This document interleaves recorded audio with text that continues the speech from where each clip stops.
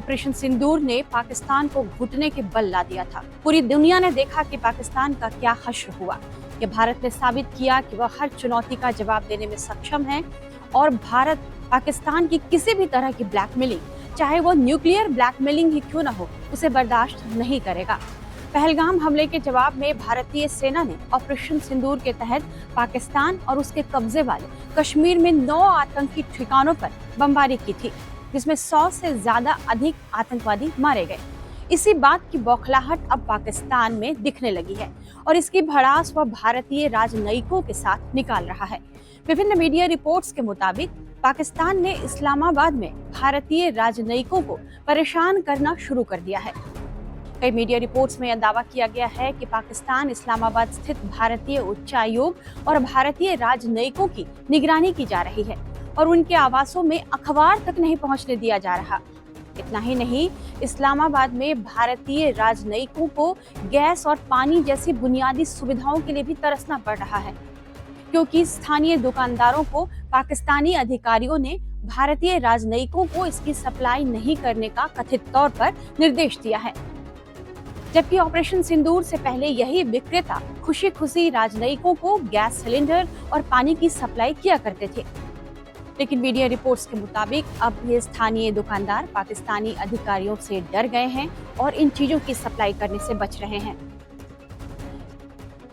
Reports बता रहे हैं कि इससे पहले 2019 में भी पुलवामा आतंकी हमले के जवाब में इंडियन आर्मी की सर्जिकल स्ट्राइक के बाद भी इस्लामाबाद में भारतीय राजनयिकों के साथ इसी तरह का सलूक हुआ था।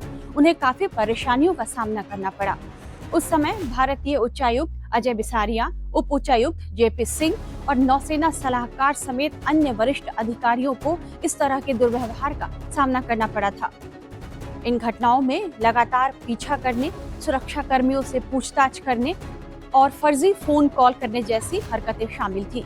एक अखबार के मुताबिक इस्लामाबाद में भारतीय राजनयिकों को परेशान करने की करीब 19 घटनाएं हुई थी।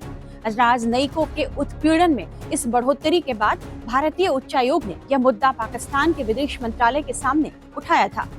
विभिन्न मीडिया रिपोर्ट्स के मुताबिक अब पाकिस्तान एक बार फिर से ऑपरेशन सिंदूर के बाद बदले की कार्रवाई के तौर पर ओछी हरकतें कर रहा है। बताया जा रहा है कि यह कदम पाकिस्तान की खुफिया एजेंसी ISI की योजना का हिस्सा है। इसके तहत पाकिस्तान बदले की छोटी छोटी कार्रवाइयां करके भारतीय राजनयिकों से ही अपनी खुन्नस निकाल रहा है। वहीं बताया यह भी जा रहा है कि कुछ समय से भारतीय राजनयिकों के घर में कुछ अनवांटेड लोग भी पहुंच रहे हैं, जो उनकी सुरक्षा के लिए गंभीर खतरा है। ये तमाम घटनाएं Vienna convention on diplomatic relations का स्पष्ट उल्लंघन है, जो राजनयिकों और दूतावास के कर्मचारियों की सुरक्षा और सम्मान की गारंटी देता है। कन्वेंशन के आर्टिकल 25 के मुताबिक मेजबान देश को डिप्लोमेटिक मिशन के सुचारू काम के लिए सभी सुविधाएं देनी होती हैं। लेकिन माना जा रहा है कि पाकिस्तान तो पाकिस्तान है, वो अपनी हरकतों से बाज नहीं आ रहा और जानबूझकर वो भारतीय राजनयिकों को डराने की कोशिश कर रहा है ताकि उन पर दबाव डाला जा सके। मीडिया रिपोर्ट्स में कहा जा रहा है कि जैसे को तैसा का जवाब देते हुए भारत ने भी नई दिल्ली में तैनात पाकिस्तानी राजनयिकों को न्यूज़पेपर्स की आपूर्ति बंद कर दी है। हालांकि इस पर अभी तक भारत और पाकिस्तान की तरफ से कोई आधिकारिक प्रतिक्रिया नहीं दी गई है।